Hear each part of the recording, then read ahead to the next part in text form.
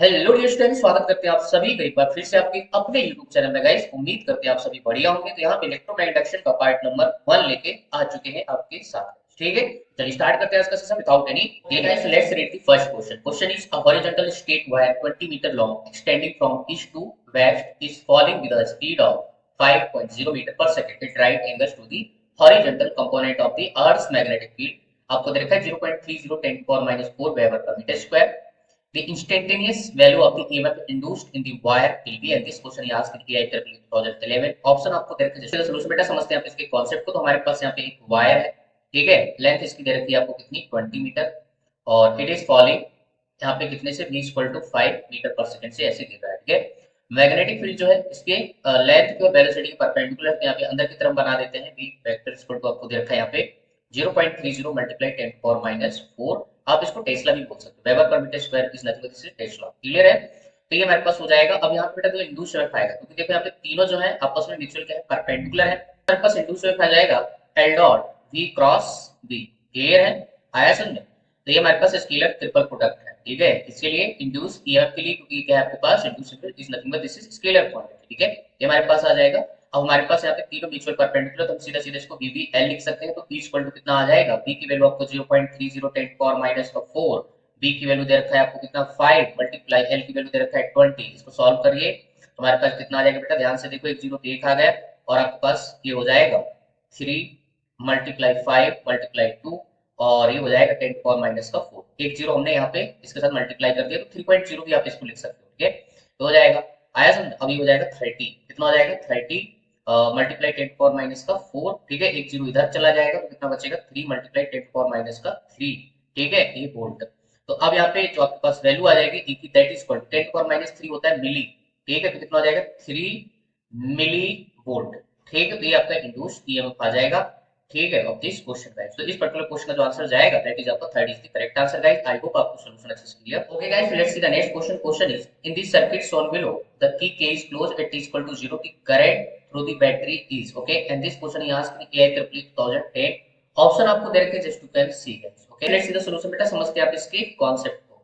तो क्वेश्चन बोलेगा कि हम यदि t इक्वल टू 0 टाइम पे क्या करते हैं, t को क्लोज कर देते हैं, तो होगा क्या, सर्किट में करंट क्या होगा वो आपको यहाँ पे बताना है, ठीक है। तो बेटा एक बात यहाँ पे समझना, देखो सबसे पहली बात यहाँ पे कौन सा सोर्स लगा हुआ है, डीसी सोर्स लगा हुआ है, ठीक है। डीसी सोर्स के साथ जो एल होता है बेटा, समझो इधर, यहाँ पे मैं दो कंडीशन लिख रहा हूँ। At T equal to 0 inductor लगा हुआ है डीसी सोर्स के साथ, तो at T equal to 0 L जो होगा कैसा बिहेव करेगा, जस्ट ओपन सर्किट की तरह बिहेव करेगा बेटा। आया समझ, ये प्रॉपर्टी तुझे माइंड में रखनी बेटा, बहुत इंपॉर्टेंट है, ठीक है। तो इंडक्टर जो होगा ओपन सर्किट की तरह बिहेव करेगा in case of DC source, ठीक है। ओके, तो अगर ये ओपन सर्किट हो तो यहाँ से कोई करंट नहीं जाएगा, क्योंकि तुरंत इंस्टेंट चेंज क्या करता है, बूस्ट करता है। तो t इक्वल टू 0 टाइम पे यहाँ से निकलने वाला करंट 0 होगा, तो करंट सीधा आएगा और यहाँ से ऐसे निकल के चला जाएगा बेटा, ठीक है। सो करंट जो है R2 के क्रॉस जाएगा, ये बीच वाली ब्रांच में करंट जो है 0 होगा। इसका मतलब ये हुआ कि अगर यहाँ पे हम करंट की वैल्यू निकाले तो कितना आ जाएगा, V divided by just R2, ठीक है। कितना होगा t इक्वल टू 0 टाइम पे। क्लियर है बेटा? तो आई होप ये बात आपको अच्छे से क्लियर हो गई होगी, ठीक है। नेक्स्ट हमारे पास at t tends to infinity, मतलब आफ्टर लॉन्ग टाइम क्या होगा भाई, देखो यहाँ पे कुछ भी नहीं बोला है, तो हम यहाँ पे आइडियल इंडक्टर की बात कर रहे हैं। तो आइडियल इंडक्टर है अगर ये, तो t टेंड्स टू इंफिनिटी पे जो आपका L हो जाएगा वो क्या हो जाएगा भाई, शॉर्ट सर्किट हो जाएगा बेटा। क्लियर है? बस इन्हीं प्रॉपर्टी को आपको यहाँ पे यूटिलाइज करना है और क्वेश्चन का आंसर दे देना। जब शॉर्ट सर्किट हो जाएगा तो कैसा बिहेव करेगा, प्लेन वायर की तरह बिहेव करेगा। आया समझे, प्लेन वायर हो जाएगा तो कोई दिक्कत ही नहीं है। ध्यान से देखो R1 R2 किस में आ जाएंगे, पैरेलल में आ जाएंगे, क्योंकि अब करंट जो है डिवाइड होगा बेटा। क्लियर है? तो अब करंट निकालने के लिए आपको क्या करना पड़ेगा, सबसे पहले आर इक्विवेलेंट निकालना पड़ेगा। तो दो रेजिस्टेंस किस में जुड़े हैं, पैरेलल में जुड़े हैं। तो आर इक्विवेलेंट लिखने का तरीका आपको मालूम है, क्या होता है, R1 R2 divided by R1 plus R2। Clear है? अब जब आर इक्विवेलेंट आ गया तो आपका क्या आ जाएगा, करंट भी आ जाएगा। तो हमारे पास करंट कितना आ जाएगा, V divided by R equivalent, ठीक है। तो V डिवाइडेड बाय R1 आपका R2 और डिवाइडेड बाय कितना है, R1 प्लस R2, ठीक है। तो I इक्वल टू हो जाएगा V R1 plus R2 divided by R1 R2। ये कब है, जब t टेंड्स टू आपका इंफिनिटी है। क्लियर है? तो यहाँ पे आपके पास दोनों करंट निकल के आ चुके हैं। तो देख लेते हैं कौन सा बेस्ट पॉसिबल आंसर मैच कर रहा है। Okay guys, just you can see v by r2 it is equal to 0, और यहाँ पे आपके पास v r1 plus r2 divided by r1 r2 it is equal to infinity, ठीक है। तो यहाँ पे जो बेस्ट पॉसिबल आंसर होगा that is third is the correct answer. ठीक है। Okay guys, let's see the next question. Question is a coil is suspended in a uniform magnetic field with the plane of the coil parallel to the magnetic lines of force. When a current is passed through the coil, it starts oscillating. It is very difficult to stop, but if an aluminum plate is placed near to the coil, it stops. This is due to. ठीक है, this question ये asked in AI triple 2012. Option आपको दे रखे बेटा. First option बोल रहा है induction of the electrical charge on the plate, shielding of the magnetic lines of force as aluminum is paramagnetic material. Third one दे रखा है electromagnetic induction in the aluminium plate giving rise to electromagnetic damping. ठीक है. Fourth option देख रहे हैं development of the air current when the plate is placed. ठीक है, तो ये चार ऑप्शन बेटा. अब यहाँ पे बताना है कि बेस्ट पॉसिबल आंसर कौन सा है जिसका सोल्यूशन बेटा. थोड़ा समझ लेते हैं इसको क्योंकि जस्ट थ्योरेटिकल क्वेश्चन है. ठीक है, यहाँ पे थोड़ा कॉन्सेप्ट समझ लेते हैं कि मान लीजिए मेरे पास ये आपके पास कॉइल है ऐसे. ठीक है, बाई स्केल नहीं बेटा, इसमें रैंडमली यहाँ पे बना रहे हैं और यहाँ पे ऐसे मैग्नेटिक फील्ड लगाया गया है और इसको ऐसे यहाँ पे इसके फील्ड रीजन में इसको लटकाया गया है. ठीक है, उसने बोला है कि जब इसमें करंट पास करता है तो क्या होता है भाई, ये ऑसिलेशन करना स्टार्ट कर देता है. ठीक है, तो ऑसिलेट करता रहता है, लेकिन जब इसके पास कोई आपका क्या कोई प्लेट लेके आते हैं, कौन सी एल्यूमिनियम प्लेट लेके आते हैं, तो स्टॉप कर जाता है. ठीक है, ऑसिलेशन करना बंद कर देता है. तो ये ऐसा क्यों हो रहा है, ये रीजन आपको बताना है. ठीक है, तो एक्चुअल में हुआ क्या बेटा, जब इसमें करंट पास करेगा ना तो आपका क्या होगा, इसमें मैग्नेटिक फील्ड लाइन में चेंज आएगा. जब मैग्नेटिक फील्ड लाइन में चेंज आएगा तो उसकी वजह से यहाँ पे ये जो आपके पास एल्यूमिनियम प्लेट है इसमें क्या बनेगा, ईडी करंट बनेगा बेटा. आया समझ. और ईडी करंट की वजह से इसमें भी क्या आएंगे, मैग्नेटिक फील्ड लाइंस आएंगी. ठीक है, जो कि ये मैग्नेटिक फील्ड लाइन से क्या करेगी, अपोज करेगी. ठीक है, अपोजिशन के लिए यहाँ पे एक टॉर्क भी बनाएंगे. ठीक है, जो आप क्या बोल सकते हो, डैम्पिंग टॉर्क भी आप बोल सकते हो बेटा. ठीक है, इसकी वजह से इसका जो ऑसिलेशन धीरे धीरे खत्म होगा और एक टाइम ऐसा आएगा स्टॉप कर जाएगा बेटा. ठीक है, तो ये सिंपल सा बेसिक सा कॉन्सेप्ट है. तो इस पर्टिकुलर क्वेश्चन का जो आंसर जाएगा that is electromagnetic induction in the aluminium plate giving rise to the electromagnetic damping.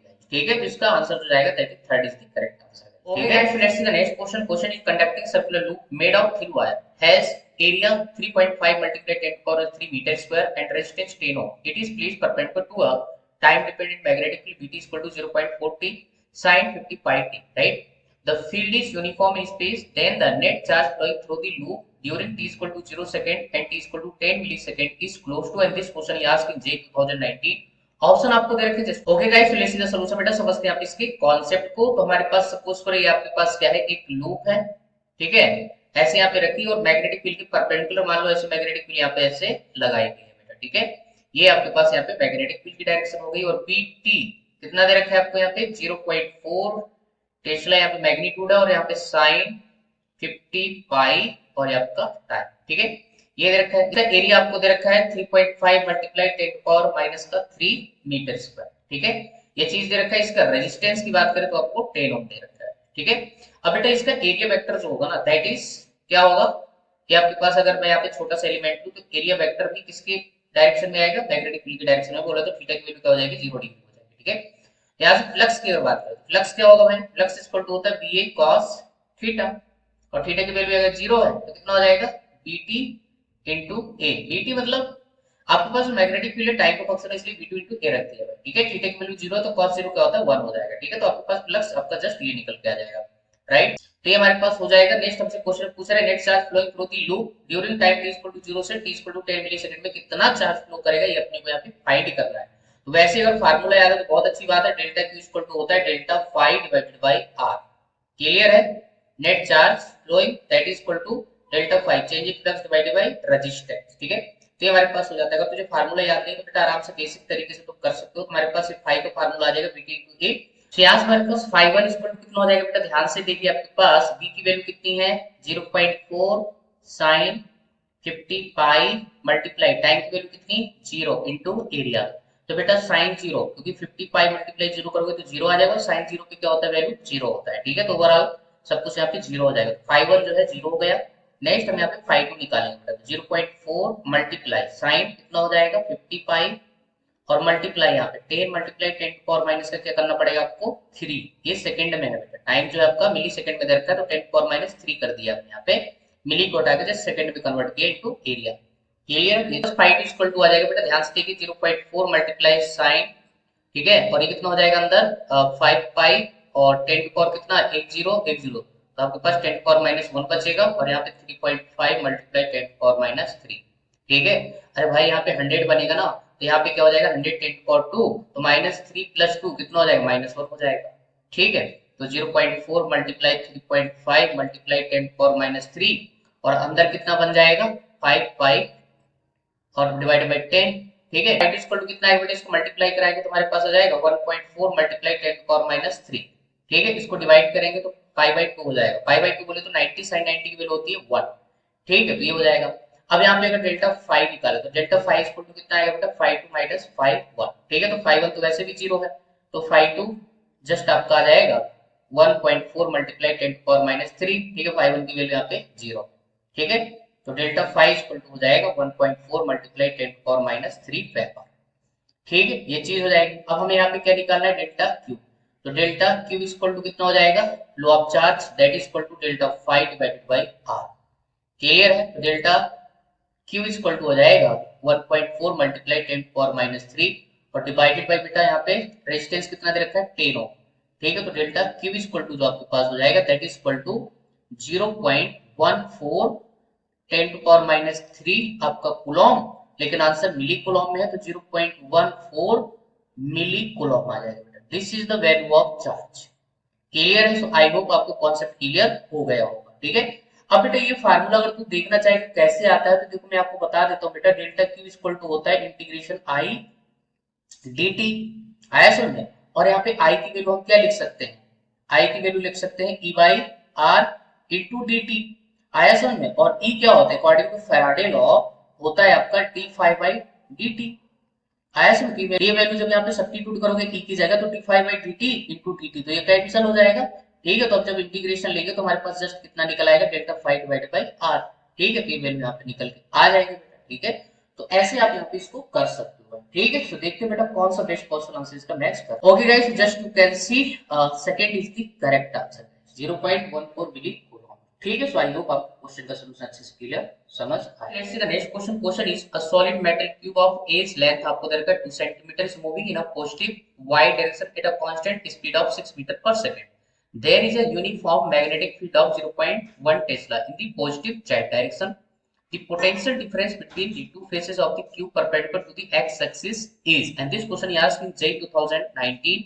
Option आपको दे रखे हैं, just you can see guys. Let's see the solution. बेटा समझते हैं यहाँ पे इसके कॉन्सेप्ट को। तो सबसे पहले यहाँ पे अपन क्यूब बना लेते हैं भाई। ठीक है, ये रहा आपका ऐसे यहाँ पे क्लियर है, ये आपके पास क्यूब हो गया। ये आप y डायरेक्शन बोल दो, इसको आप z डायरेक्शन बोल दो और इसको आप यहाँ पे x डायरेक्शन बोल दो। ठीक है, जो वेलोसिटी दे रखी है that is along y direction बोले तो कितना 6 मीटर पर सेकंड, इसको हम यहाँ पे j कैप लिख सकते हैं। ठीक है, मैग्नेटिक फील्ड आपके पास कितनी है 0.1 टेस्ला अलोंग z कैप, या आप k कैप लिख सकते हो। ठीक है, अच्छा ये आपके पास यहाँ पे x डायरेक्शन हो गई। अब हमसे पूछा गया था potential difference between the two faces of the cube perpendicular to the x axis. ठीक है, बेटा ध्यान से देखिए, सामने वाला फेस आपको दिख रहा है ये वाला, ठीक है, और एक आपका यहाँ पे पीछे वाला फेस।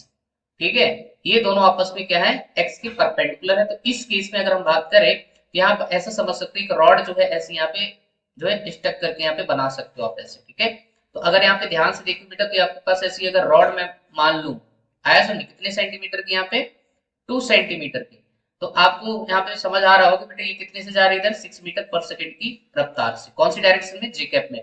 और मैग्नेटिक फील्ड को ये ऐसे काट रही है क्योंकि मैग्नेटिक फील्ड यहाँ पे वर्टिकल ऐसे यहाँ पे लगाई गई है। ठीक है, तो मैग्नेटिक फील्ड को ऐसे यहाँ पे काटती हुई जो है दौड़ रही है। ठीक है, तो अगर यहाँ पे इंड्यूस लिखे बेटा तो कितना आ जाएगा, ध्यान से देखो एल, ठीक है, वेक्टर लिखना पड़ेगा और v क्रॉस v। ठीक है, तीनों आपस में क्या है यहाँ पे परपेंडिकुलर है, तीनों परपेंडिकुलर तो यहाँ पे इंड्यूस में आएगा।